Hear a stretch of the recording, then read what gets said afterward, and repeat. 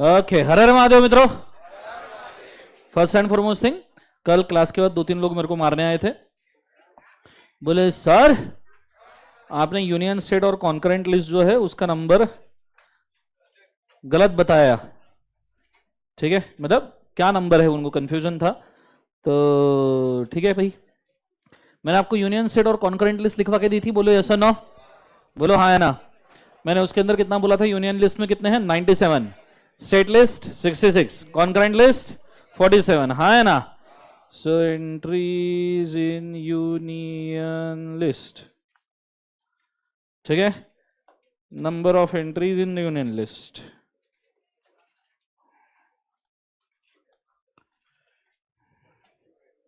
Number of entries in union list. See this, मैंने तो पहले आपको लिस्ट ही ओपन करके दिखाई थी, गूगल भी वही मानता है। यूनियन लिस्ट के एंट्रीज कितने हैं 97, एंट्रीज इन यूनियन के जगह पे हम डालेंगे स्टेट, तो कितने हैं 66 entries. Initially there were 66 item, अपन ने 66 पढ़े थे, उसमें से 3-4 डिलीट हो सकते हैं, अमेंडमेंट आते जाते रहते हैं, बट एंट्रीज आर 66 और वो लिस्ट नंबर दिया है। डिलीट करने के बाद कितने आइटम्स बचे बोले एक बार 61। कॉन्करेंट लिस्ट में एंट्रीज कितने बोले थे 47, पर जैसे हमने कहा अमेंडमेंट चलते रहते हैं, 3-4 लिस्ट इधर उधर चलते रहेंगे। कॉन्करेंट, ओके ठीक है। So concurrent list there were throughout the last subject number is कितना बोले एक बार जो से 57, अमेंडमेंट ऐड कर करके 52 हुए हैं। पर याद रखना अमेंडमेंट कम ज्यादा होते रहते हैं, आज कोई अमेंडमेंट है कल नहीं है, कल है परसों नहीं है। तो मुझे एक बार बताओ ऐसे सिचुएशन में आपने कौन सा नंबर याद रखना चाहिए जो लिस्ट में ओरिजिनली नंबर दिया है। काय में ओरिजिनली नंबर दिया है लिस्ट में, और जैसे मैंने इसके पहले भी ओपन करके दिखाया था, आज भी वापस ओपन करके दिखाऊं, ये सुनो, अरे बोलो। सो पहले भी ओपन करके दिखाया था, आज भी ओपन करके दिखाऊं। आप सीधा सीधा ये लिस्ट ही डाउनलोड कर लो ना, schedule number 7, this concurrent list दिख रहा है सबको। स्टार्टिंग से शुरू करते हैं वन मोर टाइम, ठीक है। सो this is 7 schedule. First list कौन सा लिस्ट है सब जन बोले एक बार, यूनियन। लेक्चर देखा है सबने, ये हाँ है ना। ड्रैग करते जाओ करते जाओ करते जाओ करते जाओ, बीच में नंबरिंग इधर उधर चलता रहेगा, ठीक है। कुछ ऐड होंगे कुछ डिलीट होंगे। नंबर कौन सा याद रखना है बोले एक बार जो से 97। कैन यू सी दिस, बोलो हाँ है ना। अगर आप जाओगे स्टेट लिस्ट में नंबर कौन सा याद रखना है बोले एक बार 66, यस और no. So this is 66 and दिख रहा है 66 सबको, बोले यस और no. And last concurrent list, concurrent list में मैंने क्या बोला था बोले एक बार जो से 47। हाँ, उसका अब क्या कर सकते हैं, कहां से आ रहा है लाइट, कौन सी खिड़की से आ रहा है, उसी खिड़की से आता है वो बंद भी नहीं होती है वो बेचारी। अच्छा ठीक है, ये 47 दिख गया है सबको। इसके बाद में याद रखने का, समझ में आया कि इधर कुछ भी बोला है अपन स्ट्रेट वे बेयर टेक्स्ट से ही पढ़ते हैं। कहां से पढ़ते हैं, बेयर टेक्स्ट। पहले तो आईसीआई का सुनने का, जय आईसीआई ना, आईसीआई को नहीं मिला, बेयर टेक्स्ट का सुनने का। इज इट वेरी क्लियर, हाँ बोलोगे आज जीवन में। चलो बहुत बढ़िया, आगे बढ़े आज पक्का, लेट्स गो। ये होने के बाद में now we are going for the next वाला सिचुएशन। कल मैंने ऑफर के टाइप्स लिए थे, कितने टाइप्स लिए थे ऑफर के सब जन बोले एक बार 7। कौन कौन से टाइप से बोलो एक बार, express, implied, Ghajini, Ghajini 2, Ghajini 3, 4, 5, 6 and 7, बस इतने ही है बस सर, है ना। नालायक लोग, कितने ऑफर के टाइप्स होते हैं, कौन कौन से, एक्सप्रेस, इम्प्लाइड, क्या क्या क्या क्या, एक्सप्रेस, इम्प्लाइड के बाद कौन सा बोला, general, special, counter, cross, standing. Is it very clear, heading डालिए नीचे, टाइप्स ऑफ ऑफर। अच्छा काइंड्स ऑफ ऑफर क्या, ओ माय गॉड, टाइप्स नहीं चलेगा क्या, ऐसा मारूंगा ना पकड़ के। लिखो काइंड, लिखो टाइप, लिखो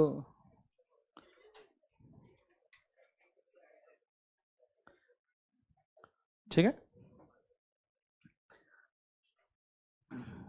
उसके अंदर सबसे पहला offer general offer, first offer, general offer, पहला सब reading general offer. General offer में लिखिएगा an offer given by offerer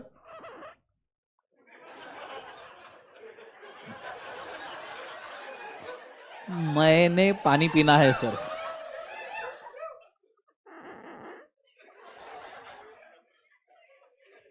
General offer, the offer given by offerer which can be accepted, offer given by offerer which can be accepted by any person, which can be accepted by any person. General offer में लिख रहे हैं सब लोग, which can be accepted by any person without any restriction, without any restriction of any type, without any restriction of any type, any type is called as general offer, is called as general offer.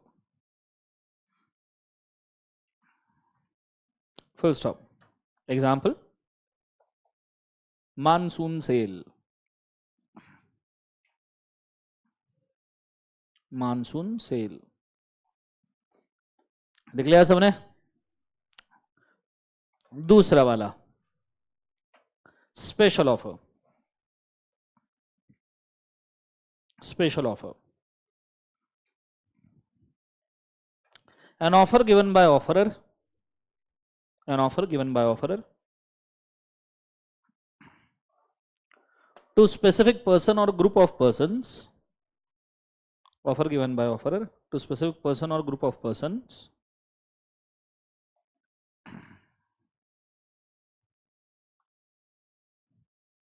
to specific person or group of person which can be accepted,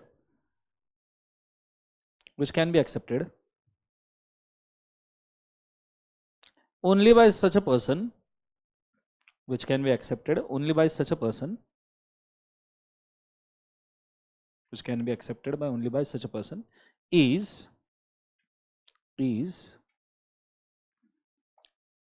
a special offer, is a special offer, special offer. Full stop. Example, offer on birthdays, offer on birthdays,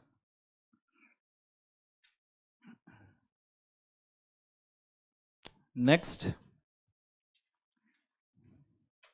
expressed offer, next expressed offer,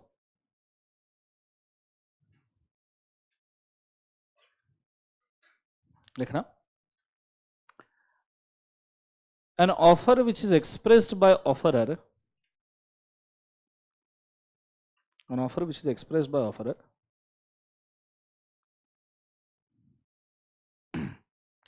either orally,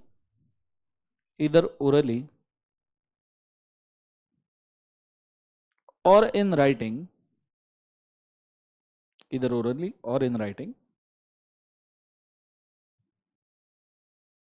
is expressed offer,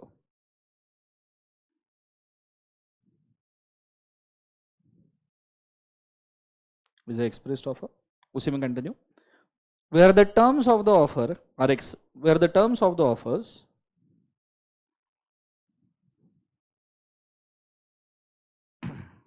expressed in detail,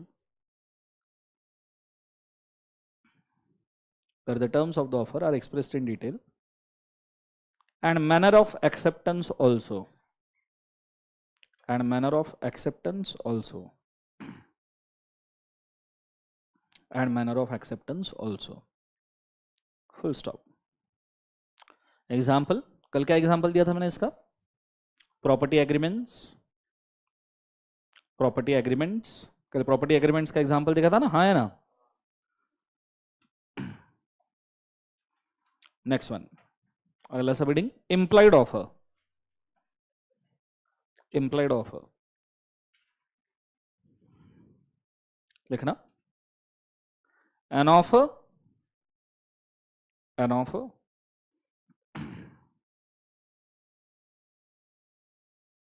which is never expressed, which is never expressed,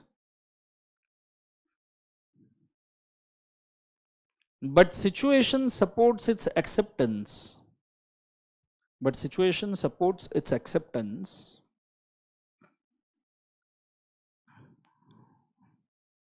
but situation supports its acceptance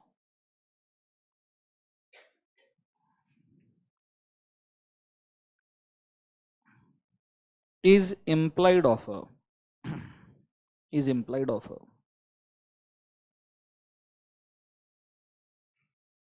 Full stop. उसी में there is no detailing,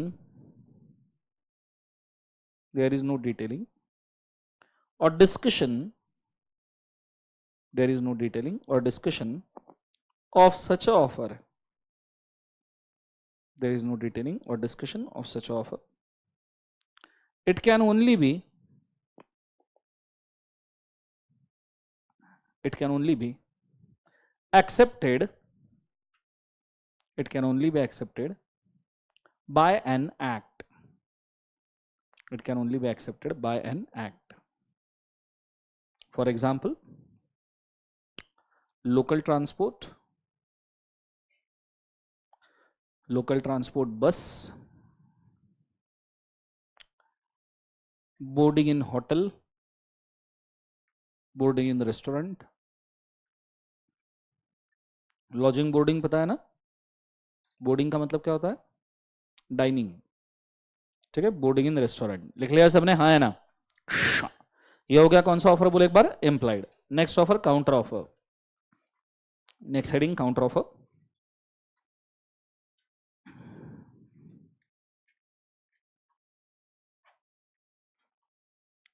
when the offeree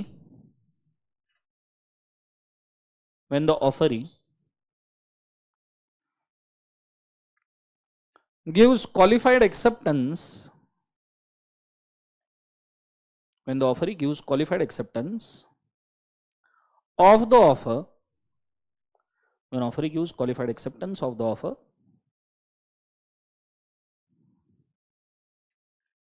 subject to few modifications and variations, subject to few modifications and variations of the original offer, subject to few modifications and variations of the original offer, it is called as counter offer, it is called as counter offer। मुझे बताओ counter offer से original offer accept होता है या reject होता है, it is called as counter offer. लिखा सबने, उसी में continue. The counter offer rejects the original offer, counter offer rejects the original offer,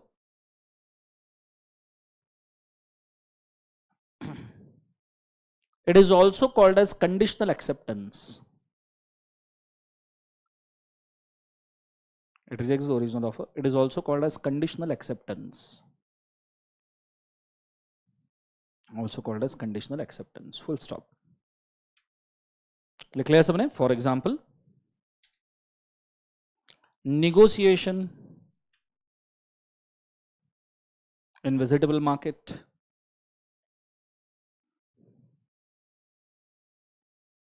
or street shops,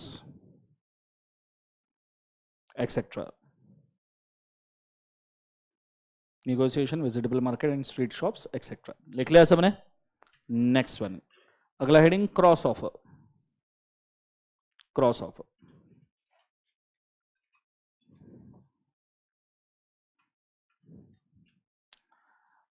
when two or more offerers, when two or more offerers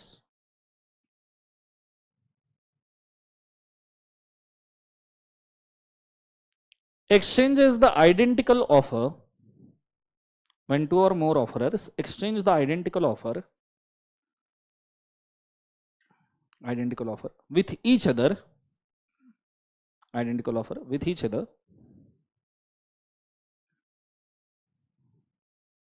by ignoring each other's offer, by ignoring each other's offer,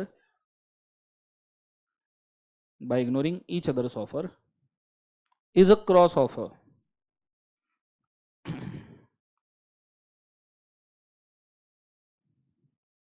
Is a cross offer, full stop. It does not leads to any agreement or the contract. It does not leads to any agreement or the contract. It does not leads to any agreement or the contract.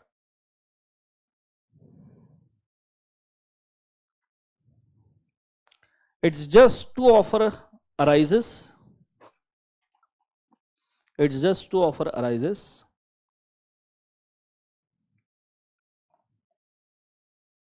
and falls down without acceptance. It's just to offer arises and falls down without acceptance. To offer arises and falls down without acceptance. लिख लिया सबने? जोर से बोलो yes और no. सो ये हो गया कौन सा ऑफर बोले एक बार उसे? Cross offer. Example,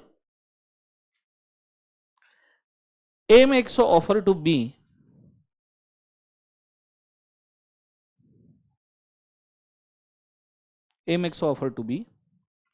through email to sell his car at 2 lakh rupees. Through email to sell his car at 2 lakh rupees.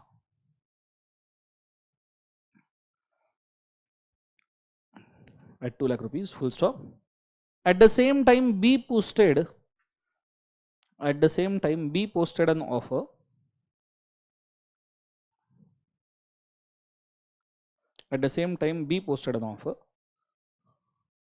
without knowing the email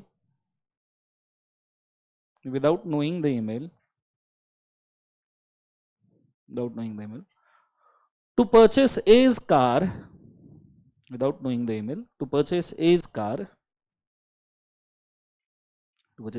at rupees 2 lakh.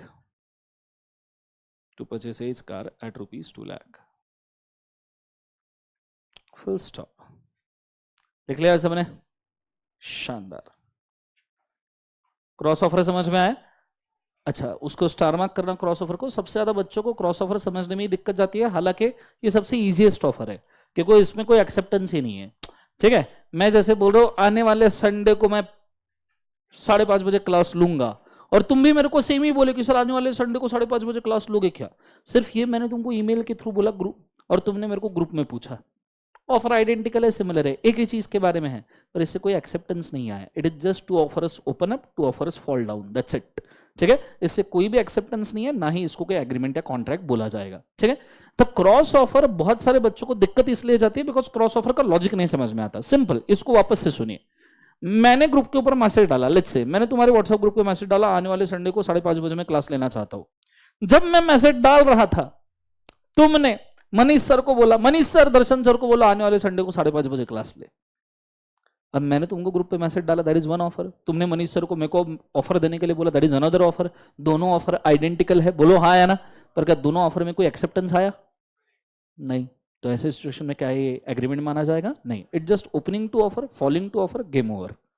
Clear है concept? आपको इसमें reinitiate करना पड़ेगा, नया offer नया acceptance. Is it very clear? जोर से बोले सर नो. नेक्स्ट लास्ट वाला ऑफर कौन सा बचा? Standing offer. What is standing offer? खड़ा नहीं बोलेगा नालायक कोई, पहले दिमाग में ऐसे हंसते हैं ना. What is standing offer? ही. What is standing offer? लिखना. The offer which is open and valid, the offer which is open and valid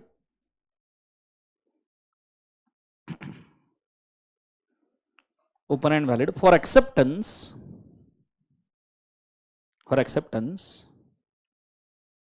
for a specific period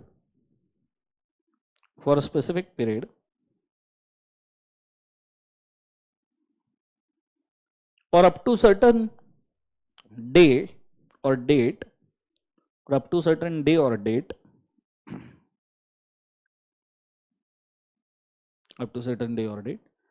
is a standing offer. Up to certain day और date is a standing offer. लिख लिया सबने? जोर से बोलो sir no. चलो शानदार। Example, offer valid for entire birthday month, offer valid for entire birthday month. ऐसा ऑफर होता है ना कि आपके बर्थडे मंथ में शॉपिंग कीजिए 20% ऑफ में, है ना? Offer entirely valid for birthday month, comma 10 days cell, comma 10 days cell, comma Diwali offer, Diwali के 10 दिन में, कॉमा क्रिसमस ऑफर। क्या? कौन सा ऑफर? कुछ तो भी बेकारी बोला होगा। ठीक है, सो इट इज कॉल्ड कौन सा ऑफर बोले बार? स्टैंडिंग। अब इसके अंदर ना आज से शुरू होता है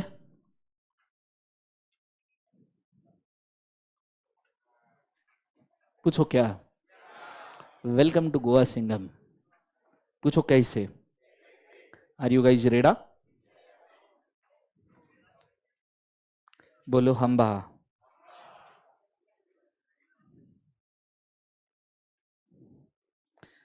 आपको अगर दिख रहा है तो मॉड्यूल में, मेनली मैं आपको मॉड्यूल से ही लेके जा रहा हूं, सो कोई डाउट ही ना रहे। मैं तो मेरी नोट्स दूंगा ही दूंगा, पर मॉड्यूल से इसलिए लेके जा रहा हूं आपको। क्यों? पूछो क्यों?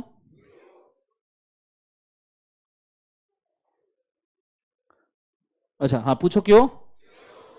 क्योंकि आपके मन में कोई शंका, कुशंका, लघु शंका, दीर्घ शंका ना बचे कि हमने मॉड्यूल पढ़ा है या नहीं पढ़ा है। मेरे नोट्स तो बाजू में अवेलेबल है, तो आपके पास 3 टाइप के नोट्स अवेलेबल रहेंगे। कितने टाइप के नोट्स अवेलेबल रहेंगे बोलो एक बार? 3। पूछो कौन कौन से? मॉड्यूल हम साथ साथ में कर रहे हैं, दूसरा मैं आपको जो लिखवा के दे रहा हूं वो सेकंड नोट्स, ठीक है, वो नोट्स आपको राइटिंग के लिए काम में आएंगे, और थर्ड वाला मैं जो आपको प्रिंटेड नोट्स दूंगा वो वाले। Is it very clear? जोर से बोलो सर नो। किधर गया? अरे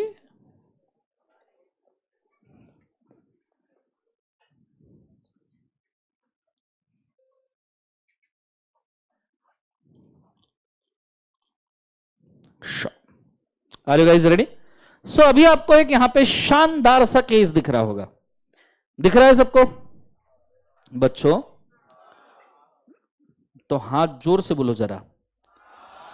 केस का नाम दिख रहा है, क्या नाम है? Carlill versus carbolic smoke ball company. अब ये केस किस बारे में था? बहुत अच्छे से ध्यान देना। केस किस बारे में था? There was a very beautiful girl,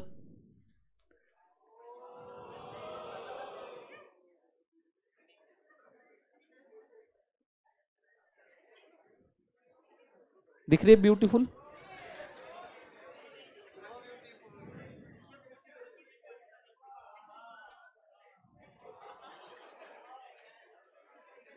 there was a beautiful girl named as Carlill,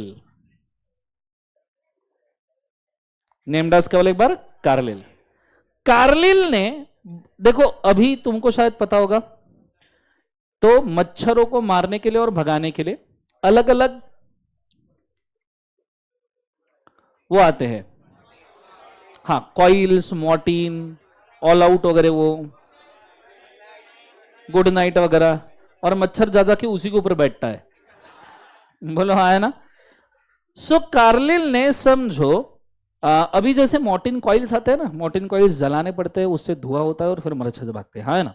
बहुत सारे लोगों को मॉर्टिन कॉइल्स वगैरह की वजह से सांस लेने में तकलीफ होती है, कुछ को रेस्पिरेटरी डिसऑर्डर्स होते हैं, किसी को चक्कर आने लगता है, कोई उसी को लेकर नशा करना शुरू कर देता है। बोलो हाँ, है ना? तो ऐसे सिचुएशन में there was one company called as carbolic smoke ball company, carbolic smoke ball company, CSBC।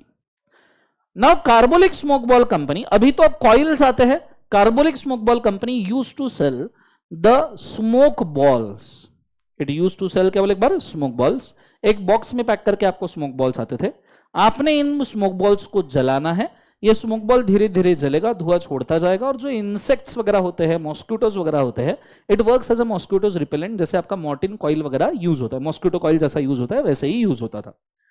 तो ये स्मोक बॉल जिस पैकिंग में पैक किए जाते थे उस पैकिंग के ऊपर कंडीशन लिखा था, पैकिंग के ऊपर क्या लिखा था? कंडीशन कि if someone uses this smoke ball and due to use of the same if you get any respiratory disorder, if you get any respiratory disorder such as influenza, influenza उस वक्त बहुत common respiratory disorder था, ठीक है। If you get any respiratory disorder या influenza या skin rashes वगैरह आ रहे हैं तो ऐसे सिचुएशन में the carbolic smoke ball company ऐसे पर्सन को पे करेगा। लेट्स से उस वक्त का अमाउंट बहुत छोटा था, 100 पाउंड उन्होंने बोला था। नाउ इट इज नियरली 100-150 साल पुराना केस लॉ। जब कॉन्ट्रैक्ट 1872 का है तो केस लॉ कब का होगा? एंड दैट स्टिल कार्लिल वगैरह नाम तो अपने यहाँ पे कौन रखता है? कार्लिल नाम। तू तेरी बेटी का नाम कार्लिल रखेगा? सो ये ब्रिटिशर्स वाले नाम है, फैंसी वाले, तो ब्रिटिशर्स का ही केस लॉ है, तो ऑब्वियस सी बात है 1947 के पहले का होगा। अगर 1947 के भी पहले का है तो भी 75 साल पुराना है। And £7 100 at that time was a big amount. तो कार्बोलिक स्मोक बॉल कंपनी ने ये वादा किया कि जो भी इन स्मोक बॉल्स को परचेस करेगा और इन्फ्लुएंजा जिसको होगा ये स्मोक बॉल यूज करने के बाद, तो company will pay them £100 as a compensation, right. Carlill ने स्मोक बॉल परचेस किए, कार्लिल ने आग लगाई, हर तरफ धुआं ही धुआं कर दिया। इतने बम मारेंगे, इतने बम मारेंगे, पूरा मोहल्ला धुआं धुआं कर देंगे, है ना। देखा है movie Wasseypur, gangs of Wasseypur movie ने देखा? तुम झंड जी जनरेशन ना, तुम वसीपुर नहीं देखा तुमने मूवी? अल्टीमेट क्रिएशन है जी, देखना चाहिए ऐसे मूवी जिसमें तू रहने दे, तूने कौन कौन से देखे लिस्ट मत बना, ठीक है। सो कौन सा है बोले एक बार। सो यहां पे इन्होंने स्मोक बॉल परचेस किया और स्मोक बॉल परचेस करने का कार्लिल ने आग लगा दी, स्मोक बॉल में धुआं धुआं हो गया, कार्लिल को इन्फ्लुएंजा हो गया, वो छींकने विकने लग गई, ठीक है। उसके बॉडी पे रैशेश होने लग गए, छींकने वगैरह लग गई, आंखों से पानी आना शुरू हो गया, ठीक है, एक्सेट्रा। रुमाल लेके घूमने लगी। समझ में आ रहा है सबको? अरे बोलो ना हाँ या ना। तो कार्लिल ने कार्बोलिक स्मोक बॉल कंपनी के ऊपर केस कर दिया, मेरे को 100 पाउंड चाहिए, मुझे 100 पाउंड चाहिए, मुझे इन्फ्लुएंजा हुआ है। कार्बोलिक स्मोक बॉल कंपनी ने देखा और कार्बोलिक स्मोक बॉल कंपनी ने कार्लिल को बोला कि this offer is not made for you, offer is not for you, ये ऑफर तुम्हारे लिए बना ही नहीं है। तुम्हारे लिए अगर ऑफर ही नहीं बना है तो एक्सेप्टेंस किस बात का, और अगर एक्सेप्टेंस ही नहीं है तो कंपेंसेशन किस बात का। तो मित्रों, मेरे प्यारे देशवासियों, ये कार्लिल जैसी अबला नारी को यहां पे 100 पाउंड का कंपेंसेशन मिलना चाहिए, मिलना चाहिए नहीं मिलना चाहिए। कंपनी जो बोल रही है कार्लिल ये ऑफर एक्सेप्ट नहीं कर सकती, कंपनी सही बोल रही है गलत बोल रही है? मुझे लगता है ये जो ऑफर है बॉक्स के ऊपर लिखा हुआ, whether it is a general offer और special offer, so this is a general offer and it is a general offer, it can be accepted by any person. बोलो हाँ है ना। इसके ऊपर रेस्ट्रिक्शन लग सकता है क्या? आप इस चीज के ऊपर बिल्कुल भी रेस्ट्रिक्शन लगा नहीं सकते, ये कोई भी एक्सेप्ट कर सकता है, जो प्रोडक्ट परचेस करेगा उसके लिए ऑफर है। And company is bound to pay Carlill, pound कितना बोले एक बार? 100, ये कंपनी को कार्लिल को देना ही पड़ेगा। Is it very clear guys? जोर से बोले एक बार यस और नो। नाउ अब आपने केस लिखना है। केस कैसे लिखना है? Will tell you. 3 columns case के करने हैं, ठीक है। Column number 1 name of the case, छोटा कॉलम, फिर बड़ा column decision of the case, and last column reference, ठीक है।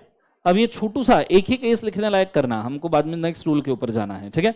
फिलहाल कॉलम ना करते हुए डायरेक्ट भी लिखोगे तो भी चलेगा, सिर्फ थोड़ा सा प्रिसाइजनेस मेंटेन करना, ठीक है। सो केस का नाम क्या है सब जन बोलो? कार्लिल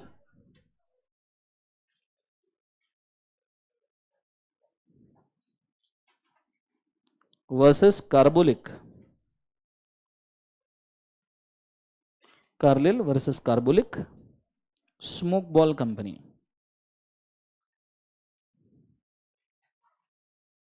ठीक है। केस का नाम हमने कोट कर दिया। डिसीजन ऑफ द केस, इसको आप आंसर राइटिंग पॉइंट्स भी बोल सकते हो, AWPs, आप एग्जाम में जैसे के वैसे पॉइंट्स यूज कर सकते हो, ठीक है, तो आपको टेंशन की जरूरत ही नहीं रहेगी। Point number 1, decision at the general offer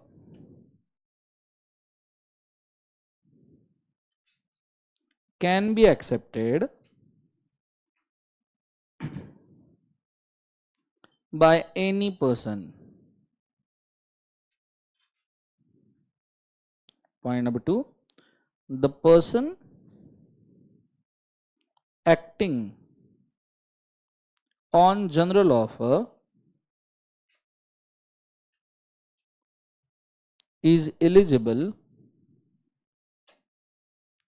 to all benefits of such offer.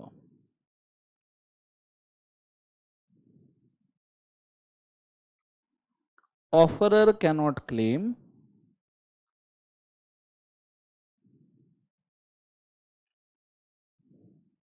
that such offer is not made for specific person.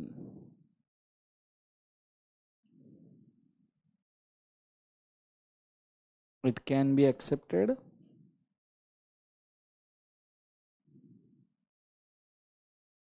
by any person. It can be accepted by any person. Reference, smoke balls, general offer, etc.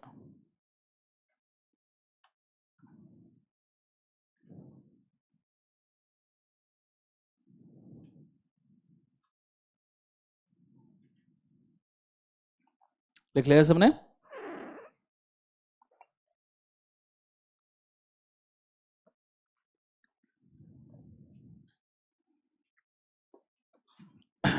चलो, हो गया सबका?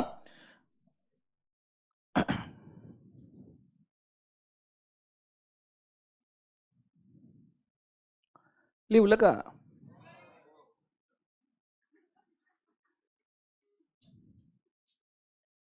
सबने लिख लिया? बोलो हाँ है ना? अब एक काम करो, पूरा पेज ड्रॉ किया तूने केस लॉ के लिए? ओके, अब एक काम करो, लिखो नीचे क्वेश्चन।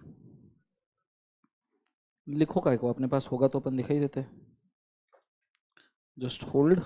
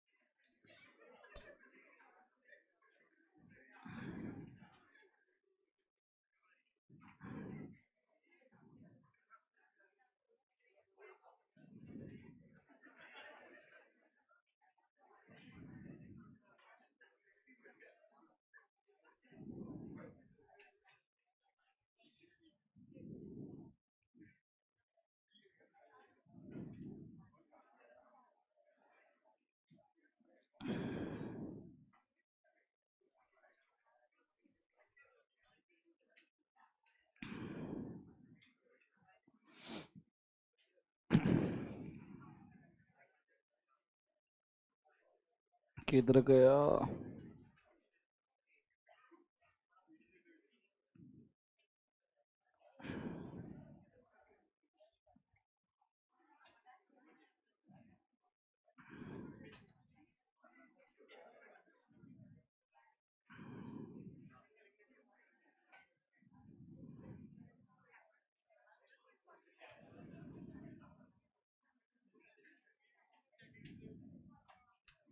सर ठीक है।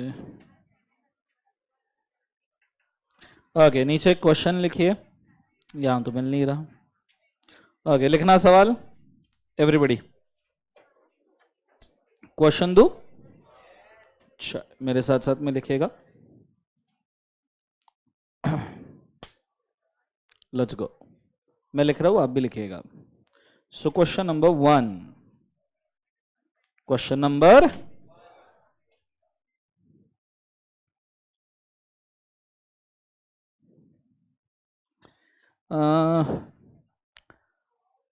Mister Vijay, mister Vijay purchased, Mr. Vijay purchased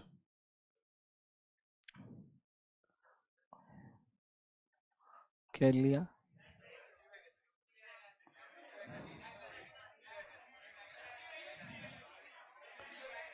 A G-Wagon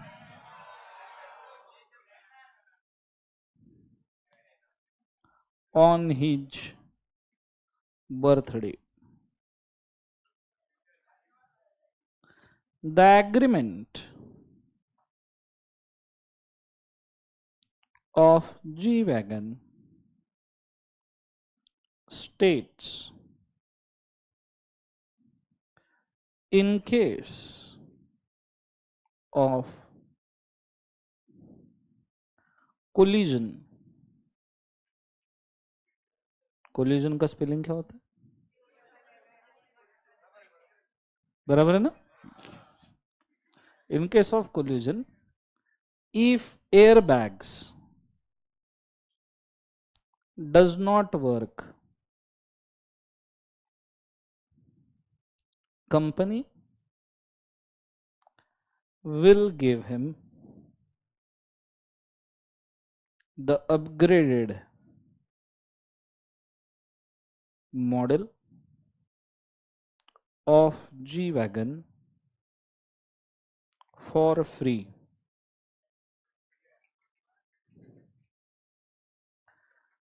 Mr. Vijay, to test the collision, took a vehicle and dashed it to the tall tree. Dashed it to the tall tree. Full stop. The airbags exploded except for driver's seat.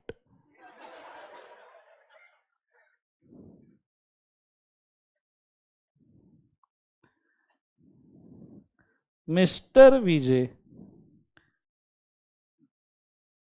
tried to claim the upgraded G-Wagon. Company denied to provide the same,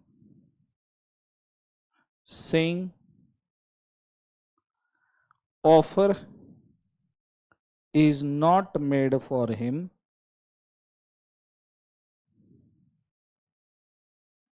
as he intentionally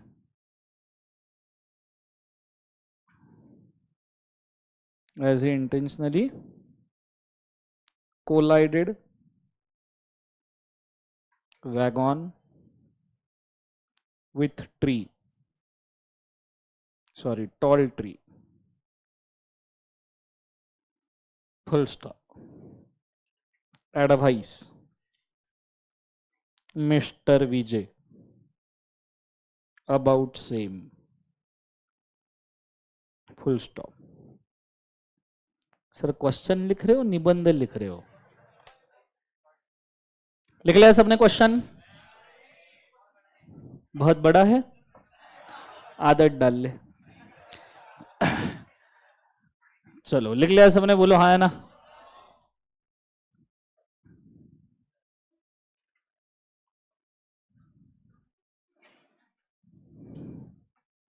इतना time, question में इतना time लगा रहे हो, answer में तो क्या ही करोगे तुम।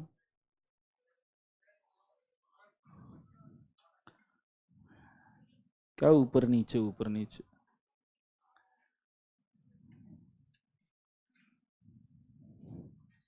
Sure, done everybody. ऐसा सवाल एग्जाम में आता है 4 मार्क के लिए, ऐसा सवाल एग्जाम में आता है 4 मार्क्स के लिए, ठीक है। अभी 4 मार्क के लिए सवाल है, एग्जाम में पेपर कितने मार्क का है? 100 मार्क। 100 मार्क कितने मिनट में सॉल्व करने हैं? 160 मिनट, है ना। साइन 3 × 180 मिनट, 10 मिनट चेकिंग के, 10 मिनट रीडिंग के, बचे 160। मतलब 1 मार्क के लिए आपको मिलने वाला है 1.6 मिनट्स। मतलब 4 मार्क के लिए आपको मिलने वाला है 6.5 मिनट्स। बोलो हाँ है ना, जोर से बोलो ऐसा no. Your time starts now.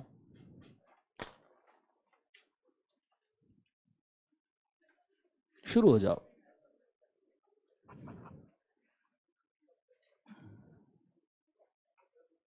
अरे सर ऐसा लगा एकदम से वक्त बदल दिए, जज्बात बदल दिए। यदि का इनविटेशन पत्रिका छाप पे आंसर लिखने को लगाऊं तुमको?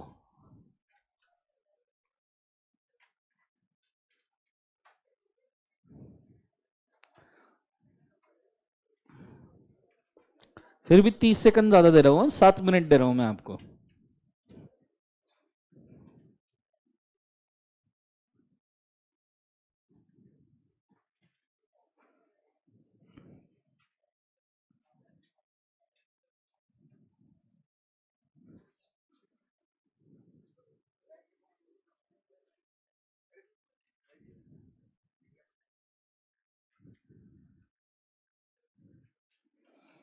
लाइव स्ट्रीम में भी लिखना है सबने, हाँ।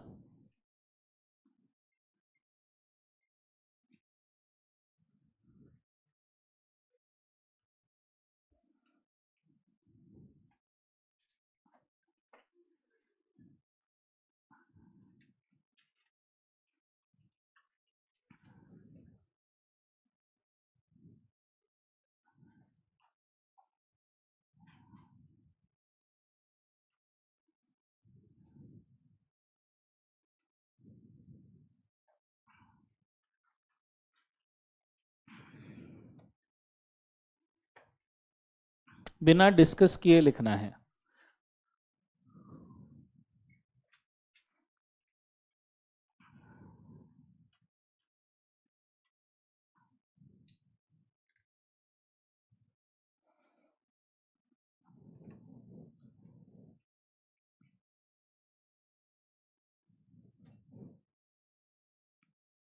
Five minutes remaining.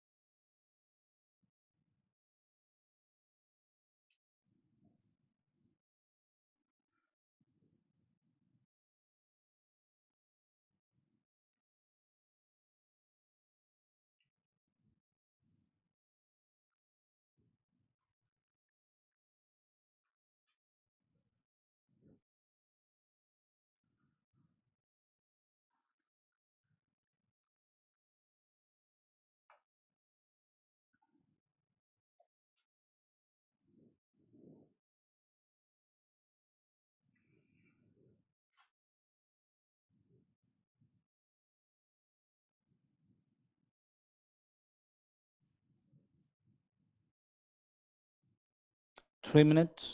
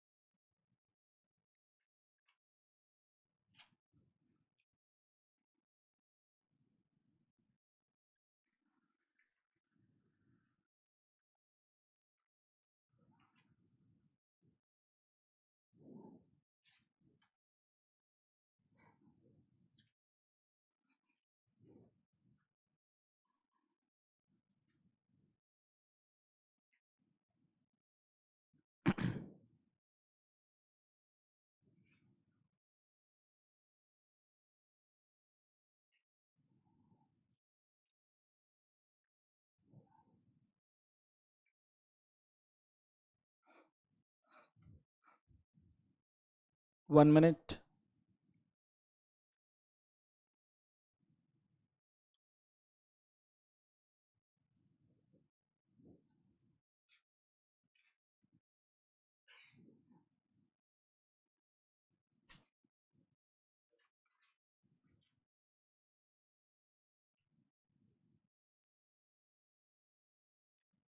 $30.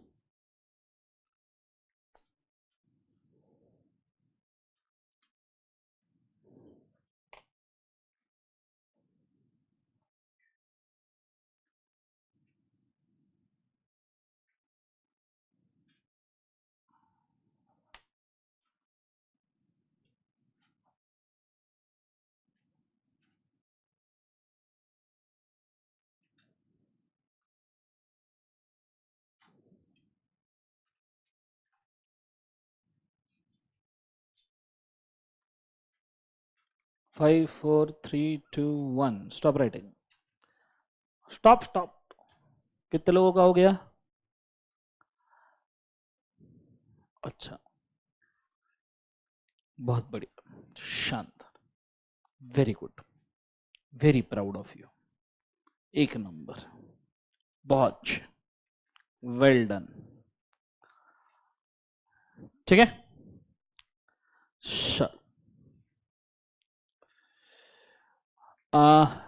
सब छोड़ दो, पेन पेंसिल नीचे, किसी से कुछ डिस्कस करने की जरूरत नहीं है, बोर्ड के ऊपर ध्यान दो, मुंडी मुंडी झटको, स्ट्रेट बैठो, मुंडी मुंडी झटको, स्ट्रेट बैठो और बहुत अच्छे से बोर्ड के ऊपर ध्यान दो। ठीक है, रेडी, स्टार्ट।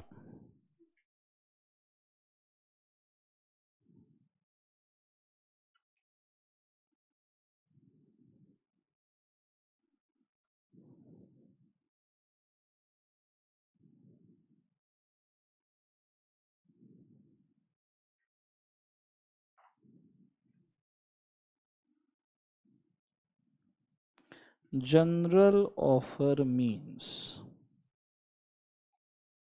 एन ऑफर, बातें ना कीजिए, which can be accepted by any person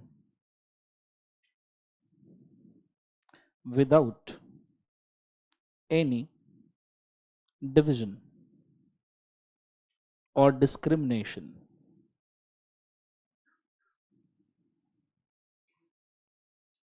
Full stop. The person acting on general offer shall comply with all the conditions of such offer so as to avail benefits. Point number 3, the person making general offer cannot claim that offer is not made to specific person. Full stop. Explanation. बातें बंद, just board के ऊपर focus करो. In the given case, Mr. Vijay purchased a car and collided it with the tree to test airbags so as to avail a general offer of upgrading a vehicle. Point number 2, as Mr. Vijay have complied all the requirements of offer, he can avail the benefits of such general offer. Company cannot deny such benefit even if it was testing trial of vehicle. Full stop. Case law. Carlyle versus Carbolic Smoke Ball Company.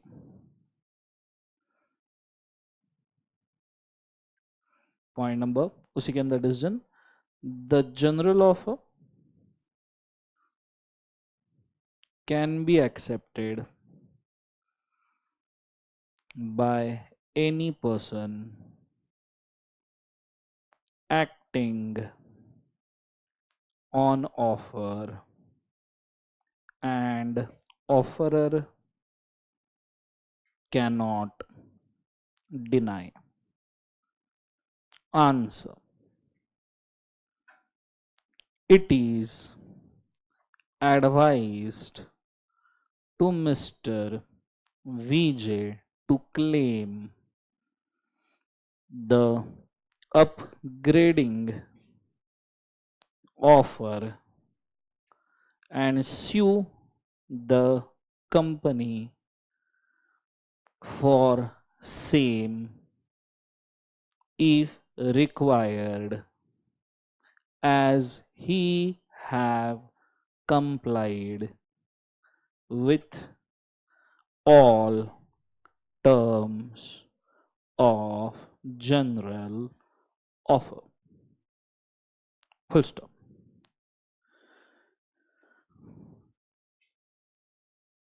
पाँच minute 50 second. इसको 4 marks मिलते.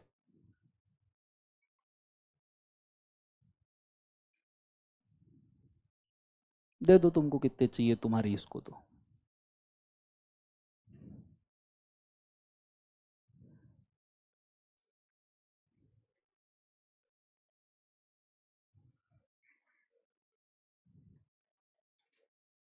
Anyone 4? Anyone with the 4 marks full? Anyone with the 3.5? Similar same लिखा है. Exactly similar same लिखा है जैसा मैंने present किया तो मिलने चाहिए. तो 3.5 मिलने चाहिए. हाफ मार्क तो शगुन का कट्टा है थ्योरी पेपर में. ठीक है. Anyone with the 3? Anyone with the 2.5? Anyone with the 2? बचुए का पूछ के फायदा नहीं. ऐसा आंसर राइटिंग आना चाहिए. और बताओ, ये तो वो सवाल भी नहीं था जिसके अंदर मेरे को टैलेंट दिखाने का मौका मिला. This is just a plain case study जिसको मैंने बहुत प्लेनली हैंडल कर लिया. ठीक है. आगे बढ़ो थोड़ा सा.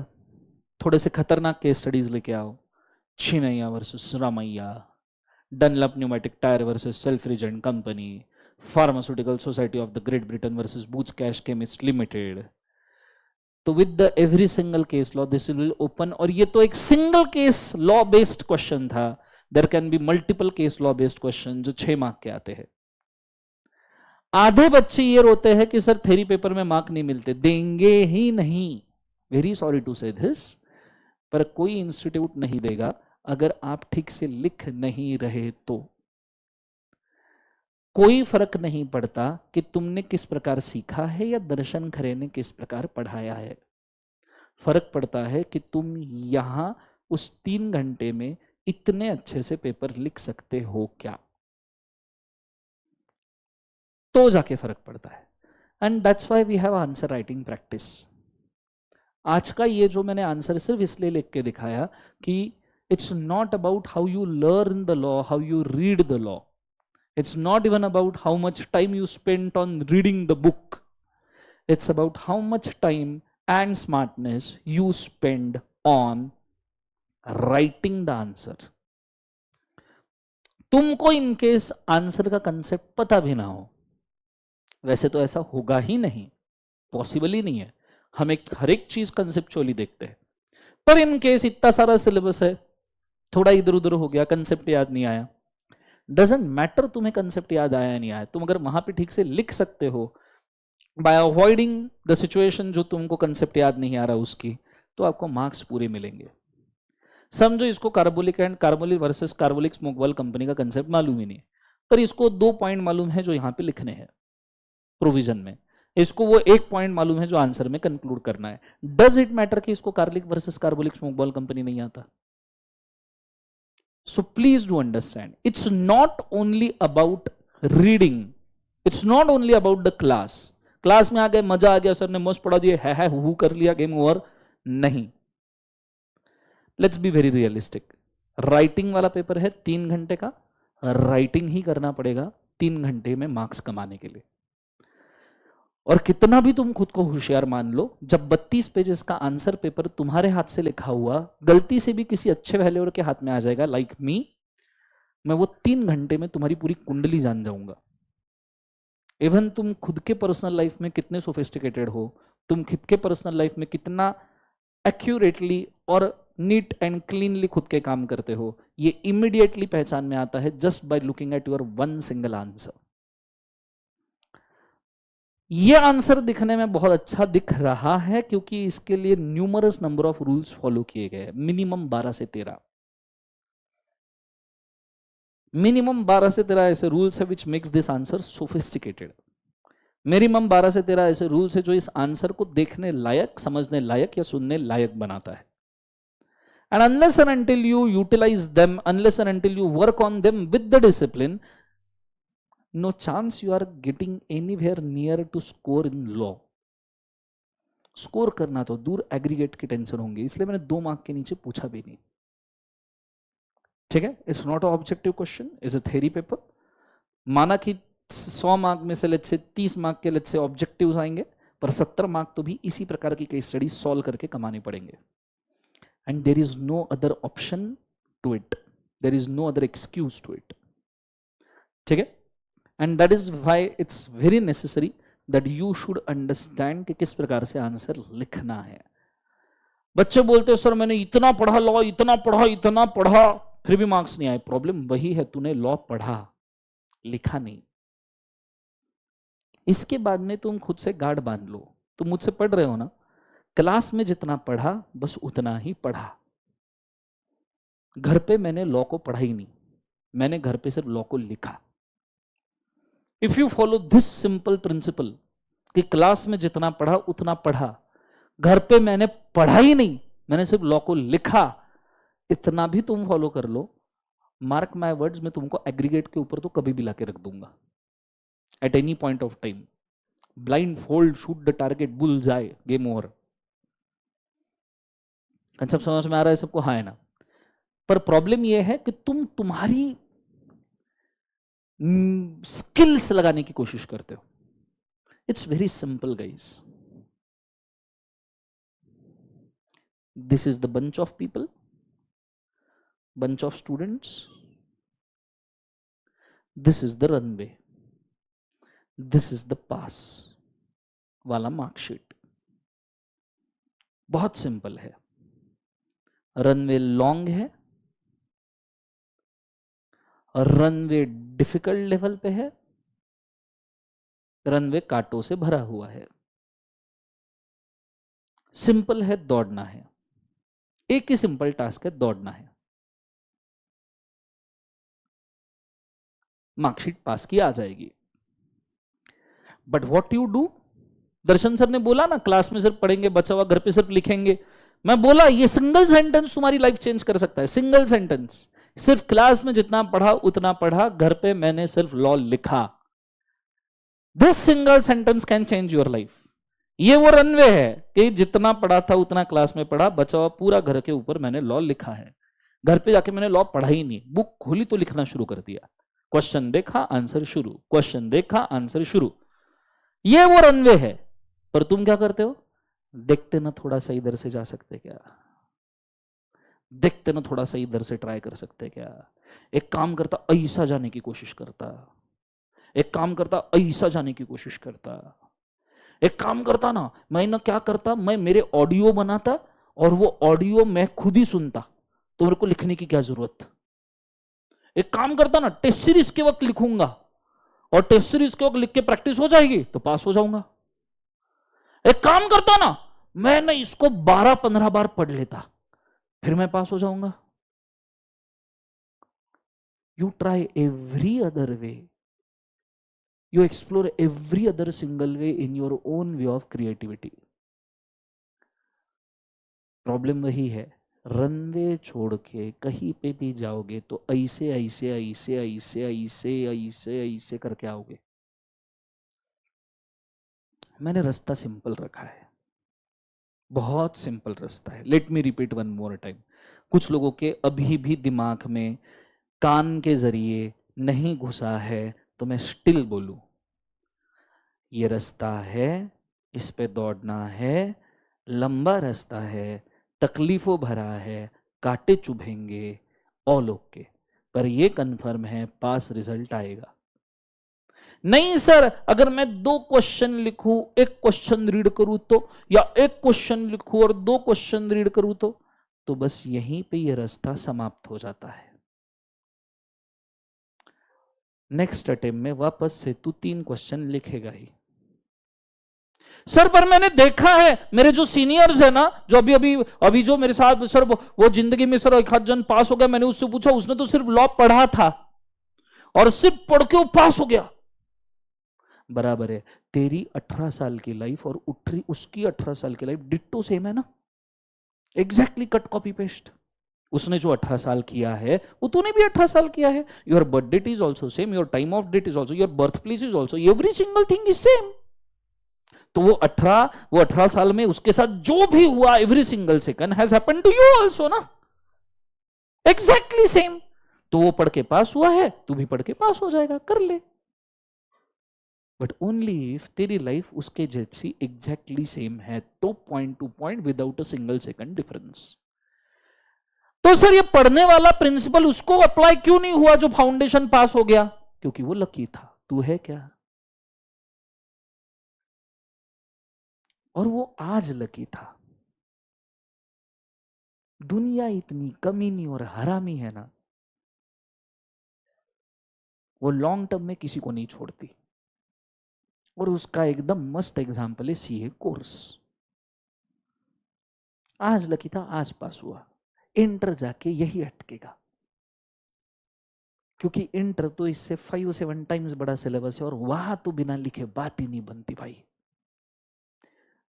250 क्वेश्चन, 300 क्वेश्चन, 350 क्वेश्चन, जितने करो सब कम है। इतना आपको पता है, you need to work on your muscle memory in inter. Sir what is muscle memory? Virat Kohli का लास्ट टू लास्ट दिवाली में एक मैच हुआ था पाकिस्तान के खिलाफ, जिसमें विराट कोहली ने 1 साइडेड वो मैच मारा था। 5-6 विकेट उड़ गई थी, विराट कोहली अकेला खेल रहा था और एक साइड से प्लेयर्स चेंज हो रहे थे। 2 ओवर बाकी थे या 1 ही ओवर बाकी था प्रोबेबली, और 26 एक रन चाहिए थे, 28 रन, और विराट कोहली ने रपारप 2 छक्के मार दिए। उसके बाद में ना उसका हॉटस्टार के ऊपर मस्त इंटरव्यू आया विराट कोहली का। इंटरव्यू में विराट कोहली से पूछा गया कि विराट यार तूने ना बहुत खतरनाक पाकिस्तान से मैच जितवाया, कैसे 1 ओवर में 28 रन चाहिए और तेरे को कैसे तेरी फटी नहीं रे? 1 ओवर में 28 रन मतलब it is as good as 5 run per ball. और कैसे थे फटे, तूने वो चक्कर में 2 छक्के मार दिए, पूरा मैच निकाल लिया भाई, कैसे? विराट कोहली ने क्या बोला पता है? वो जो 2 छक्के मारे ना, मेरे पूरे करियर को चेक करके देख लो, वो 2 छक्के जैसे छक्के मेरे बैटिंग स्टाइल में आते ही नहीं। मेरी बैटिंग स्टाइल वैसी है ही नहीं कि मैं वो 2 छक्के मारूं। मैंने उसके पहले जिंदगी में कभी भी ऐसे 2 छक्के नहीं मारे। वो उस वक्त हो गया, नीड ऑफ टाइम था, मैं भी जोश में था, मैंने ट्राई करने की पूरी कोशिश की और वो 2 छक्के लग गए। हालांकि तुम मेरी पूरी हिस्ट्री निकाल के देख लो, you will never see same kind of success that I have ever hit. Virat Kohli, the number 1 batsman of the world, is saying this. फिर उसको पूछा गया तो इसके पीछे क्या रीजन हो सकता है कि भाई तूने इतने प्रेशर में, वो भी इतने सेंटिमेंटल मैच में, जो भी घुसा हुआ मैच है, पूरे देश की तेरे ऊपर नजर रखी है, वो भी दिवाली के त्योहार में, फिर भी तूने ये 2 छक्के मार के मैच निकाल लिया और इतना खेला भाई, 101 रन के आसपास पहुंच गया मार मार के। विराट कोहली ने एक ही जवाब दिया, मेरे को नहीं पता वो 2 छक्के कैसे लगे, प्रोबेबली मैं इतने सालों से कंसिस्टेंटली खुद के बॉडी को ट्रेन कर रहा हूं, तो मेरी मसल मेमोरी उस दिन एक्टिव हो गई। What is muscle memory? If you do something day in and day out, 1 2 3 4 5 6 7 8 9 100 200 300 times, तो तुम चाहो ना चाहो तुम्हारी बॉडी उस एक प्रोसेस की मेमोरी खुद के अंदर हर सेल में बना डालती है। Every single cell of your body will have a some amount of memory of that process जो तुमने 100 200 300 बार की है। and when it is a very pressurized time and your mind gets blocked, then your body starts reacting as per its own memory, and that's why जिसने अच्छे से prepare नहीं किया या प्रेशर हैंडल नहीं किया, they bound to faint, चक्कर आना शुरू होते हैं, प्रेशराइज होता है, हाथ कांपना शुरू हो जाता है, because there muscle memory is not trend well. There muscle memory is not trend well. Theory paper पूरा पूरा का पूरा साल भर पढ़ा, वहां 3 घंटे में लिखने की बारी आई तो सर पेन ही नहीं चल रहा, सर मेरा हाथ कांपने लग गया पेपर लिखते वक्त, सर 100 मार्क का ऑप्ट ही नहीं कर पाया, 70 मार्क का ही मेरा ऑप्ट हुआ। Why all these problems are there? कि 70 मार्क का ही हुआ, हाथ ही नहीं चल रहा था, कैसे लिखना समझ में नहीं आ रहा था, हाथ काम नहीं कर रहा था, दिमाग ब्लॉक हो गया था। Why? Because you have never trained your muscle memory in a proper way. That's it. Exam सिर्फ दिमाग से अगर लिखा जाता है तो तुम्हारे दिमाग पे एक मशीन लगा के कितना रीड किया है रिट्राइव कर लेते, मार्क्स दे देते। एग्जाम सिर्फ दिमाग से नहीं, बॉडी से लिखा जाता है। कि तुम पैनिक सिचुएशन में खुद को हैंडल करते हुए इतने प्रेशर में अगर बहुत अच्छे से आंसर लिख सकते हो, तो ऑब्वियस सी बात है सीए बनने के बाद में पैनिक सिचुएशन में इतने प्रेशर में क्लाइंट को तो हैंडल कर ही लोगे। That's what is they are testing. और उसकी शुरुआत होती है आज से। जिसने फाउंडेशन में लॉ के 10 आंसर भी नहीं लिख के देखे, चलो फॉर दैट मैटर 50 भी नहीं लिख के देखे, डू यू थिंक उसका कोई मसल मेमोरी क्रिएट हुआ होगा? रे पॉसिबल ही नहीं है।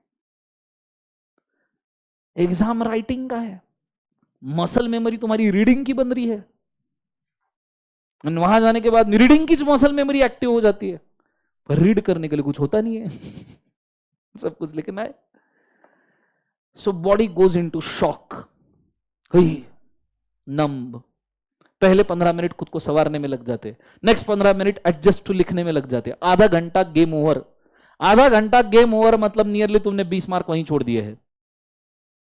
नो डाउट तुम अगर 50 60 70 80 मार्क का पेपर लिख के आए तो, क्योंकि पहले आधे घंटे में तुम 10 से 15 मार्क गिफ्ट करके आ जाते हो।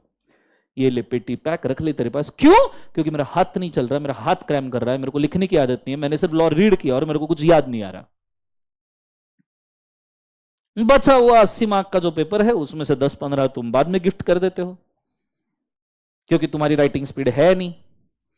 4 minute 4 marks 6.5 minutes, 6 mark 9 minutes, 8 mark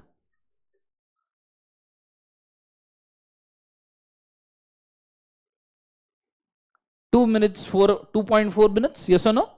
my mistake. 8 mark is 12.4 minutes, yes और no?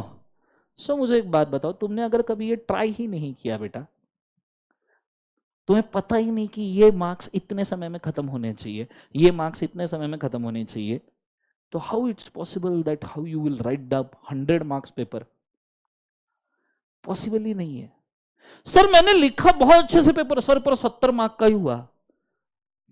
That doesn't mean you are a good student कि 70 मार्क का पूरा परफेक्टली लिखा, कोई फर्क नहीं पड़ता। सर फिर फर्क किससे पड़ता है? 100 मार्क का परफेक्टली लिखने से, नथिंग लेस। जो 100 मार्क्स का पेपर पूरा ऑप्ट करेगा, उसको बहुत perfectly to his best of the knowledge लिखेगा, उससे फर्क पड़ता है और उससे ही फर्क पड़ना चाहिए। बाकी 60-70 मार्क का पेपर परफेक्टली लिखने से अगर फर्क पड़ जाता तो सीए का पासिंग परसेंटेज 50% रहता थ्रू आउट, राइट? और ऐसा नहीं है कि फाउंडेशन में ही ऐसा है, फाउंडेशन में नहीं करोगे, इंटर में करोगे, क्योंकि इंटर में तो पासिंग परसेंटेज और भी बेकार है और सिलेबस मिनिमम 4-5 टाइम्स है। This is what is truth. अब सवाल यह है कि सर वो सब ठीक है, पर ये बताओ कितना लिखना पड़ेगा? The mind who keeps calculating cannot get intense. कितना लिखना पड़ेगा? सर इतने क्वेश्चन लिखने के बाद इतने मार्क्स आ जाएंगे क्या? सर मैंने 500 क्वेश्चन लिखे, क्या 100 मार्क आ जाएंगे? आने के हैं तो भाई 10 में ही आ जाएंगे, 500 की जरूरत नहीं है। और नहीं आने के हैं ना, तो 1000 भी लिख ले नहीं आएंगे। Please do understand, it's not about repetitions, it's about intensity. Right one single answer with this intensity, जैसा मैंने लिखा है ऐसा फर्स्ट स्ट्रोक में एग्जाम में अगर एक सिंगल आंसर लिख सकते हो, that much intensity is enough for every single answer. 20-25 bar same intensity के साथ क्वेश्चन के आंसर लिख सकते हो, वो भी एक्यूरेटली, तो one answer writing is enough. एक आंसर राइटिंग में भी बात बन सकती है, वन सिंगल आंसर। प्रॉब्लम वही है ना कि हम एक सिंगल आंसर ही इतना अच्छे से लिख नहीं सकते, एंड दैट इज वाई फिर then revolving around and around and around and around, it is like something, it looks something like this, ऐसे ऐसे ऐसे ऐसे, and there comes a point जब तुम एक सिंगल आंसर बहुत इंटेंसली लिख पाओगे, तब तक के we are just beating the bushes, nothing else. ठीक है? And this is the only process which can pass you at CA foundation in at least law as it is of 100 marks, at least aggregate। क्योंकि 100 mark का paper लिखने के बाद भी तुमने best लिखा होगा इसकी गारंटी नहीं, और इंस्टीट्यूट चेक करेगा तो उसको बिल्कुल गारंटी नहीं है। तो हमारा गारंटी एटलीस्ट ये होना चाहिए कि मैं 100 मार्क का पेपर परफेक्टली लिखूं। सर आपने ये बीच में क्या बोला, वापस रिपीट करो, इंस्टीट्यूट चेक नहीं करेगा? सर ऐसा भी होता है? हाँ हाँ, वेलकम टू गोवा सिंगम। इसलिए तो इंस्टीट्यूट तुम्हारे पेपर जब तुम रीचेकिंग के लिए सबमिट करते हो या डिमांड करते हो, इंस्टीट्यूट आपसे एक साइन करवा लेता है कि तुम इंस्टीट्यूट के ऊपर केस नहीं कर सकते।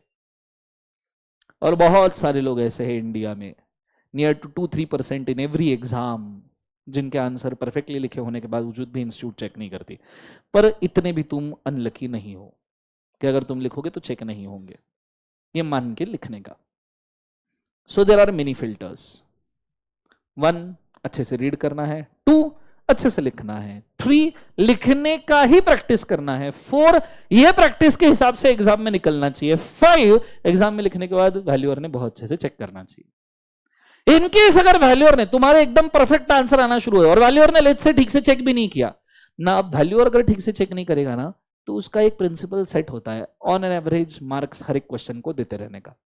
तो अगर तुमने 100 मार्क्स का पेपर पूरा परफेक्टली लिखा, मिलने चाहिए थे 90 पर, वैल्यू और चेक नहीं कर रहा है, but still you are on safer side, क्योंकि 100 मार्क्स का क्वेश्चन पेपर तुमने परफेक्टली ऑप्ट किया है। और वैल्यू और अगर निग्लिजेंट है तो पर क्वेश्चन अगर एवरेज मार्क भी देता जाए तो भी 50 के ऊपर कभी भी पहुंच जाओगे। That is the only principle, कि अगर चेक करने बैठे तो मैं 70-80 ला लू, पर अगर चेक ना करे ठीक से तो भी मैं 50 ला लू। That is a technique. सबको समझ में आ रहा है? जोर से बोलो एक बार, यस और नो। एवरीबॉडी यस और नो। ओके, इसलिए हम एक्स्ट्रा राइटिंग सेशन शुरू करने वाले हैं। Every 1 by one day daily basis पे आने का, यहां पे एक्स्ट्रा क्वेश्चन करने का, ठीक है? क्योंकि क्या है ना बेटा, प्रैक्टिकल सब्जेक्ट जैसा काम नहीं है ये कि एक प्रॉब्लम दे दिया, उसी के अंदर कंसेप्ट, उसी के अंदर राइटिंग, सब उसी के अंदर खत्म हो रहा है। For accounts mathematics probably easy, ऐसा मैं किसी को जानबूझ के नहीं बोल रहा, पर अकाउंट्स में मैंने तुमको प्रॉब्लम दे दिया, दोनों मिलकर सॉल्व कर लिया, मेन एडजस्टमेंट मार्क कर लिया, that is it's done. Theory पहले रीड करो, समझो, कंसेप्ट जानो, लिखो, प्रैक्टिस करो, प्रेजेंट करो। You have to go through 4-5 steps. Is it very clear guys? जोर से बोले एक बार सुनो। ओके सर इसको अचीव कैसे करें? अगर ऐसा आंसर हमको लिखना है, सर आपका आंसर अच्छा तो दिख रहा है, हम कैसे लिखे? आएगा आएगा, जरूर आएगा। कुछ बच्चों ने जिन्होंने मेरे साथ में ऑलरेडी पढ़ा है, प्रोबेबली उनके आ भी रहे होंगे। जो 3-4 हाथ रेस्ड थे, आई एक्सपेक्ट वो वही वाले थे जिन्होंने इसके पहले मेहनत किया है, राइट? बच्चों लोगों को भी आएगा, टेंशन लेने की जरूरत नहीं। अगर इनको ही आ गया तो तुमको तो आएगा ही। और इनको मैंने सिर्फ कंपनीज और एलएलपी ही पढ़ाया था, तुमको तो मैं रेगुलेटरी फ्रेमवर्क से नेगोशिएबल इंस्ट्रूमेंट तक लेके जाने वाला हूं। कंसेप्ट समझ में आ रहा है सबको? हाँ है ना? जोर से बोलो सन्नो। तो आएगा, सिर्फ तुमने मेरे दिए गए डायरेक्शंस को मानना है। आप ऐसा समझ लीजिए, ये मशीन मेरी फाउंडेशन पे भी लगी है और ये मशीन मेरी इंटर पे भी लगी है। फाउंडेशन पे आई गो क्वाइट लीनियंटली कि चलो 100 क्वेश्चंस भी कर लो तो भी ठीक है। इंटर पे आई गो थोड़ा सा हाई फ्लेम्स, 300 क्वेश्चन के सिवा मैं मानता नहीं हूं, ठीक है? तो फाउंडेशन में मेरी मशीन लगी है। It's just you have to give your willingness, your hard work and your heart and your soul into the machine, result will be pass. एक दिन में मैजिक वॉन्ड वाला काम नहीं है, अपन हैरी पॉटर मूवी में नहीं है कि इधर ये एक्सपेक्टो पेट्रोना, हिंदी वाली, हिंदी डबिंग वालों, अष्टभुज भस्मम। हैरी पॉटर वाला मूवी नहीं है, मेरे पास कोई मैजिक वॉन्ड नहीं है। This is the only way to do it, ठीक है? ये चीज को याद रखना। इसके रूल्स, है 5:30 बज भी गए। इसके रूल्स जो है वो मैं आपको नेक्स्ट लेक्चर में लिखवा के दूंगा, क्या करना है, कैसा करना है, किधर, कब, कैसे। अच्छा, कल का लेक्चर प्रोबेबली मैं नहीं रहूंगा, शायद प्री नोटिस में आपको दे रहा हूं, ठीक है? शायद रहूंगा, शायद नहीं रहूंगा, I am not sure of the situation, इसलिए आज ही बोल के रख रहा हूं। अगर नहीं रहा तो आपको नोटिफाई कर दिया जाएगा, अगर रहा तो ऑब्वियसली लेक्चर ले लिया जाएगा। कल एनीवेज विजय सर वापस आने वाले हैं प्रोबेबली, है ना? तो उनका लेक्चर तो रहने वाला है और अपना नॉर्मल टाइमिंग 5:30 बजे का शुरू हो जाएगा, ठीक है? ओके गाइस, चलो आज के लिए इतना काफी करते हो। Solve for today, have a nice day. Thank you बोलो, जोर से बोलो। चलो, good day, God bless you.